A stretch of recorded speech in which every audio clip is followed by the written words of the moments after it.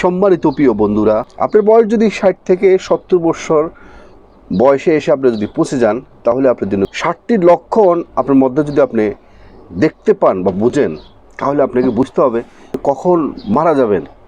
এই বিষয়টা আপনি বুঝতে পারবেন। একটা কথা ধ্রুব সত্য, সেটা হলো জন্ম, মৃত্যু, বিয়ে, এটা হলো উপরওয়ালার হাতে। কিন্তু আপনি যদি কোনো ইচ্ছে করে যদি কোনো গাড়ির নিচে গিয়ে যদি পড়েন, মাথা দেন, তাহলে কি আপনি বাঁচবেন? কখনো বাঁচবেন না। আপনি যদি কোনো 10 তলা ছাদ থেকে যদি কোনো লাফিয়ে নিচে পড়েন, তাহলে আপনি কি কখনো বাঁচবেন? বাঁচবেন না। সমস্ত কিছু উপরওয়ালার হাতে, কিন্তু উচিলা আমরা নিজেরা অনেক সময় হয়ে যাই। সেই 7টি লক্ষণ যদি আপনি মেনটেন করতে পারেন ভালোভাবে, তাহলে আপনার যখন আপনার হায়াত শেষ হয়ে যাবে, তখন আপনি পৃথিবী থেকে চলে যাবেন। কিন্তু তার আগ পর্যন্ত আপনি খুবই মানসিকভাবে, শারীরিকভাবে এবং ফিটনেসভাবে আপনি খুবই স্ট্রং থাকবেন। আপনার বয়স যদি 60 থেকে 70 বছর হয়, তাহলে ভিডিওটি আজকে আপনার জন্য। তো চলুন, সেই লক্ষণগুলো কি, যে লক্ষণগুলোকে আমরা সাধারণত একদম নর্মাল মনে করি, বা আমরা মনে করতেছি যে না ঠিক আছে, আমার বয়স হয়ে গেছে, সেজন্য আমার মনে এমন হচ্ছে। নো, আমি আপনাদের কিছু কম্পেয়ার করে দিব।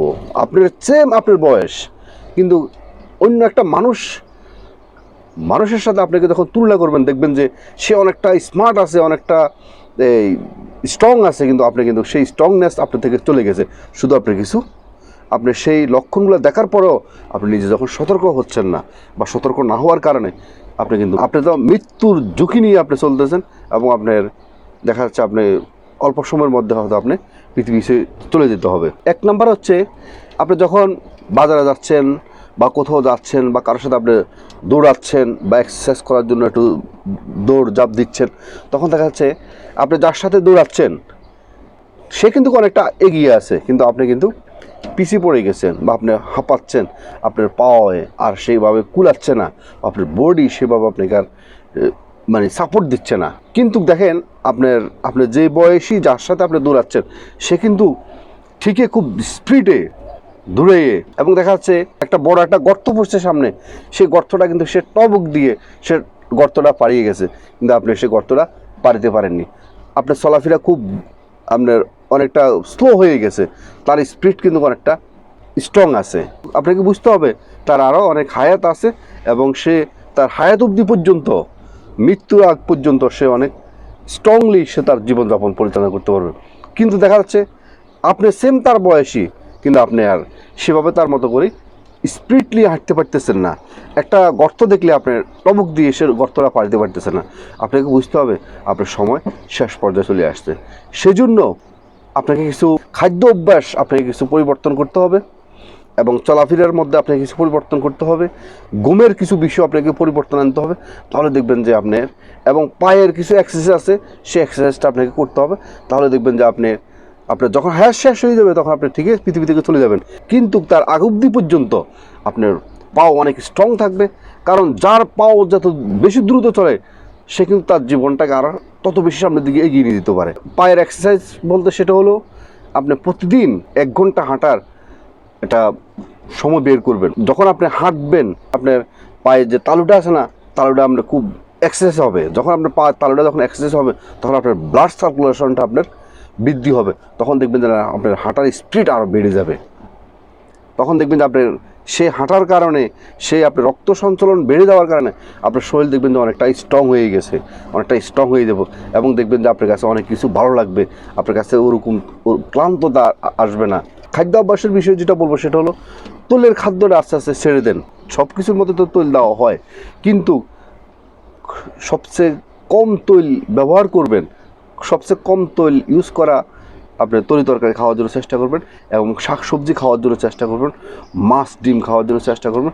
তাহলে দেখবেন যে আপনার মৃত্যুর আগ অবধি পর্যন্ত আপনি অনেকটা স্ট্রং থাকবেন, এবং আপনার নিজে হাঁটা চলাফেরা সব কিছু আপনি করতে পারবেন।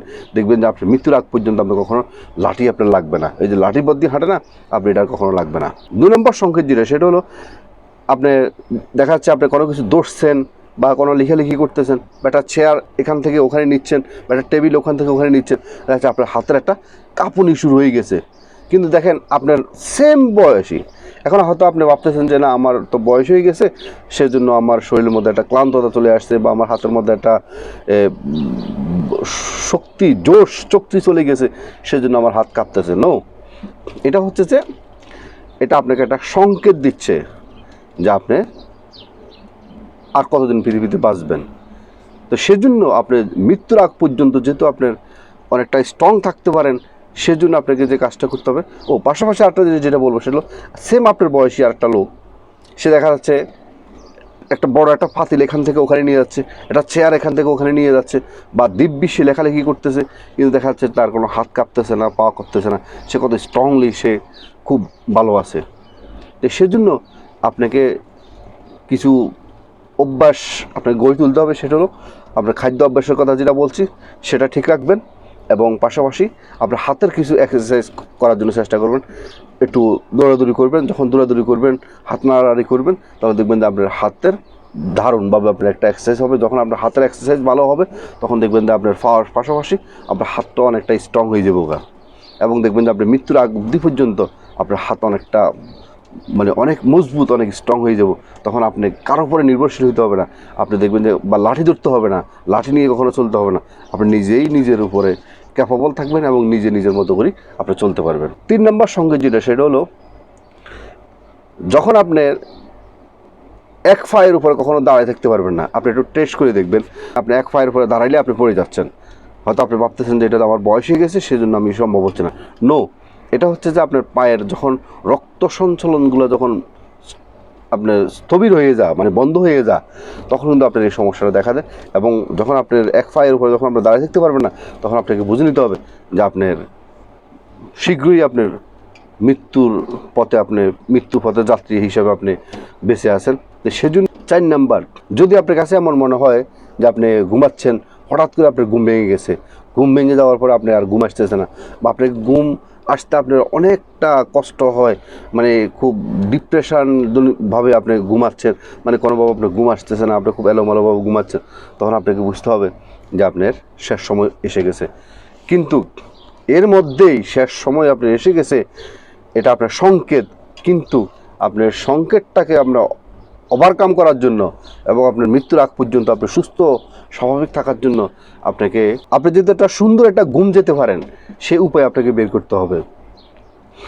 যেহেতু আপনার 60-70 বছর হয়ে গেছে, আপনার মধ্যে ফ্যামিলির অত বেশি চাপ নেই, বা আপনাকে ইনকাম করার বিষয়ে এত বেশি আপনার টেনশন নেই, তো সুতরাং আপনি জাস্ট টাইম প্রতিদিন সেম টাইমে আপনি ঘুমানোর জন্য চেষ্টা করবেন, এবং স্বাস্থ্যসম্মত খাওয়ার জন্য সবসময় চেষ্টা করবেন। একটু ফল ফ্রুট খাওয়ার জন্য চেষ্টা করবেন, তারপরে আপনার শাকসবজি জাতীয় খাওয়ার জন্য চেষ্টা করবেন, এবং মাছের আইটেম জাতীয় যে সমস্ত ছোটো মাছ, বড় মাছ, যেটা আপনার ক্যাপাসিটি হয়, সে সমস্ত মাছ জাতীয় শাকসবজি খাওয়ার জন্য সবসময় চেষ্টা করবেন। তাহলে দেখবেন যে আপনার এই নার্ভগুলা, আপনার বডি, আপনি দেখবেন যে অনেকটা সতেজ থাকবে, এবং আপনার ব্লাড সার্কুলেশন ভালো থাকবে।